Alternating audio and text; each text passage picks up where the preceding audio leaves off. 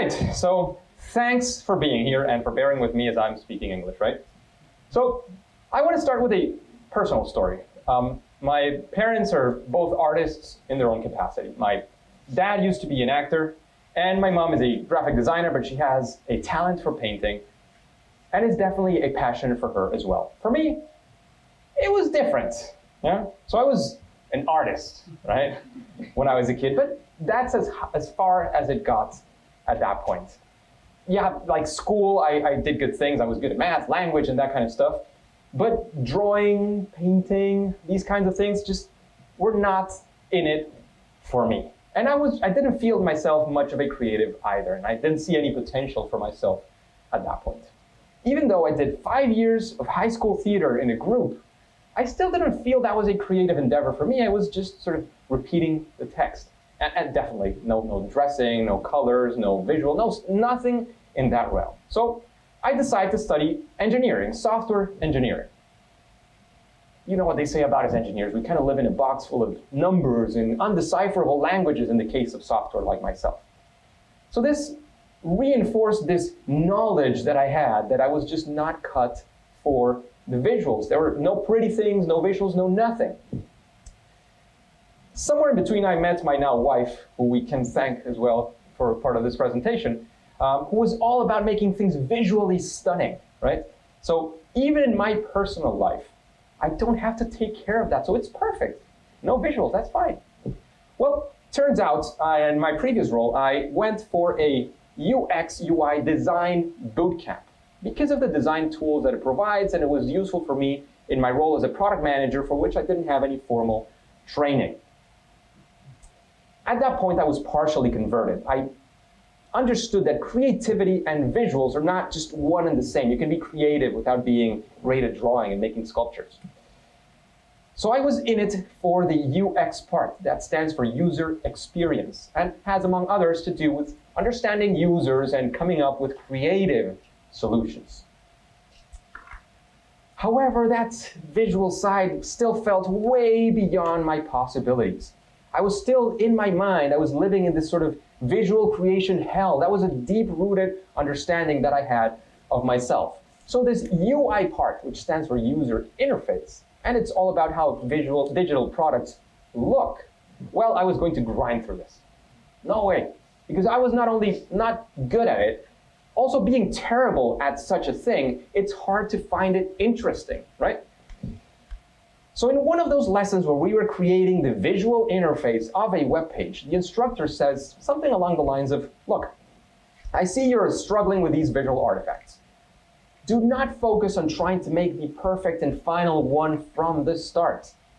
Rather, just work on something and then make a version of it. And then if something else entirely new comes up, just go for it. And do this many times. Because that's the only way in which you will come up with something good, but especially the only way for you to get to be really good at this craft. And you might say, well, this sounds kind of obvious, but for me at that time it was like being struck by lightning, totally.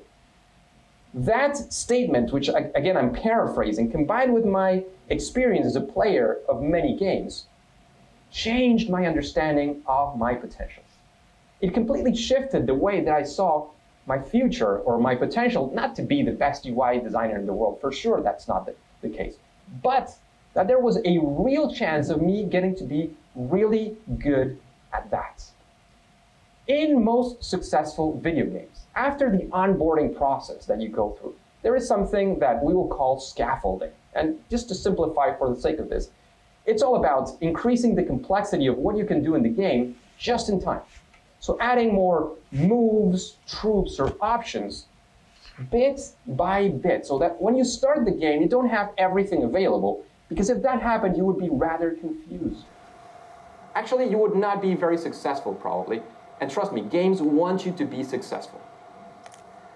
Right now, you might be saying, well, Rob, if this talk is about how practice can make you better, or a lot better, though not perfect, you might be thinking of calling it off and saying, well, you're making me waste my time. So let's focus a little bit more on what games can do for us. And even from the story I just shared, right? The lesson sounds obvious. But I'm sure that right here and now, We are holding deep-rooted beliefs that are just waiting to be debunked. But anyways, back to games. So let's start by defining what we mean by games. This was the UX UI part. Let's talk about what we mean by games. Oh, I'm sorry about that. What we mean by games. I just talked about scaffolding. When we're talking about games, I like to quote Jane McGonigal, the author of Reality is Broken. And she says that when you're playing a game, you're basically making a voluntary attempt to overcome unnecessary obstacles. So, obstacles and unnecessary. Yes. How else would you call the idea of, in football, or soccer for our American friends, you have to put the ball inside the net. How else would you call these crazy ideas of, no, you cannot grab the ball with your hands? Or, of course, you cannot punch your way through other players to get the ball for yourself. Games are made fun by their rules. These things that restrict what it is that we can do in the games. And even if you're saying right now, well, I'm not necessarily a player of games, this is something I do not enjoy, well, you might just be partially off course, because when I'm talking about games, I'm not talking just about video games and mobile games. I'm definitely talking about board games, card games, RPGs, party games, escape rooms, sports, and the list just goes on. So, to continue talking about some of the things that games are great at achieving, there is a known framework that is called MDA, for Mechanics, Dynamics, and Aesthetics.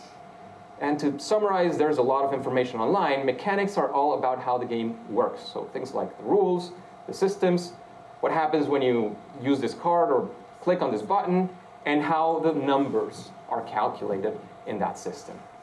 So for example, if you are playing with cards, how many cards you can play in your hand? What happens when you put this card? How many yellow cards I can get before I am expelled from the match? Or when I click the button X, what happens? Dynamics, on the other hand, are all about how we behave as players within that world, within that system, within those mechanics that were created by the game designer. And finally, the aesthetics are when we behave in the way we do in these games, how do we feel? How do we feel when we behave that way in a game? So that's the first thing that games are great at achieving. They manage to make us feel in certain ways. Another thing that games are great at doing, and we just established that all of us have enjoyed games, at least at some point. You probably have felt how you can be engaged, immersed into the activity. And when we are playing a game, and you are fully immersed, what we like to call the flow state in a game, you can feel like time goes by in a different way. Like those outside distractions are not really that interesting. Like your focus levels can be increased greatly. So that's another thing that games are great at doing. Some games are even created just to convey a message or to teach a lesson. And even though, admittedly, that's not something you'll be able to do yourself just by playing more games, I think they are worth a mention because you can see how they can achieve, these game designers can achieve inspirational, educational, or even marketing objectives well outside of the entertainment that the games provide. Games are also a great place to get to meet people, like-minded people that you enjoy playing with or even just talking to. During COVID-19, we could see how plenty of people found in games that human interaction that they were lacking in real life. I was also recently in a conference where a friend who's now working, I was going to say playing, in a game company, they have this feature where you can create scenarios for the game. So you as a player, you can create your own scenarios. They have been working on this feature and taking it to a completely new level, where you can now actually create full-blown experiences, even completely outside the game.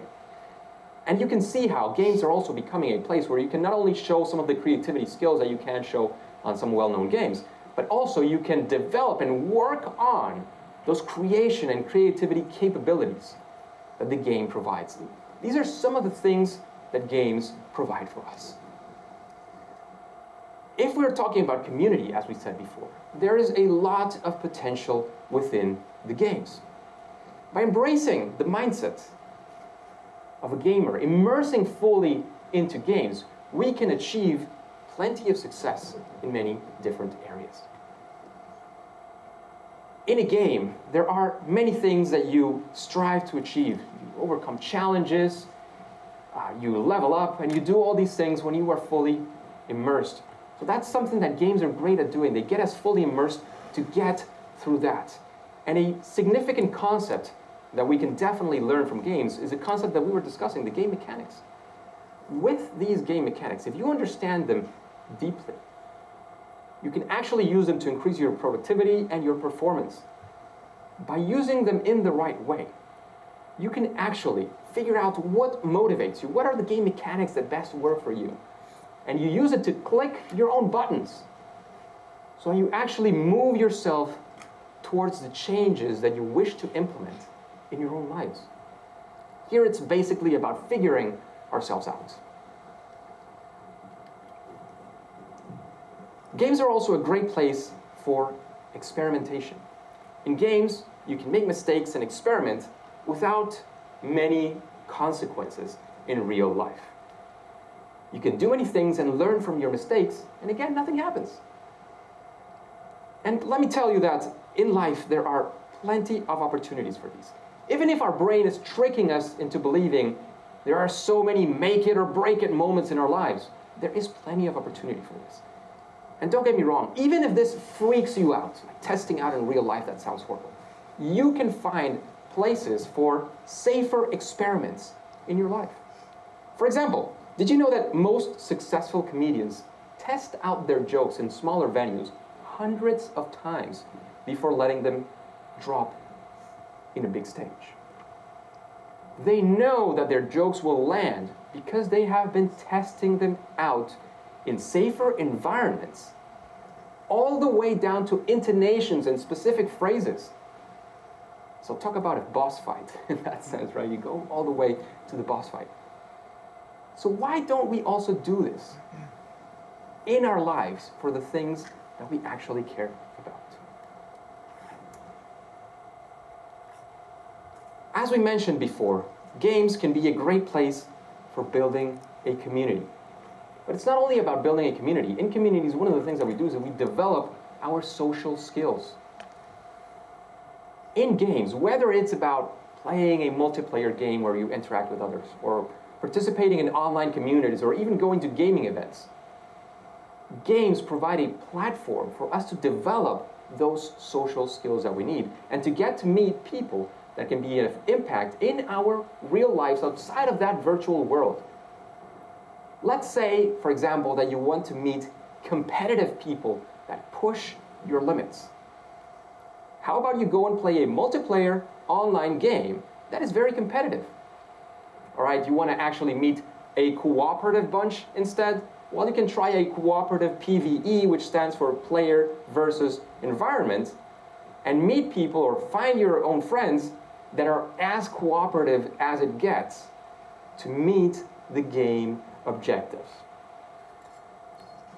I want to emphasize the importance of playing more games and how they can positively impact our lives.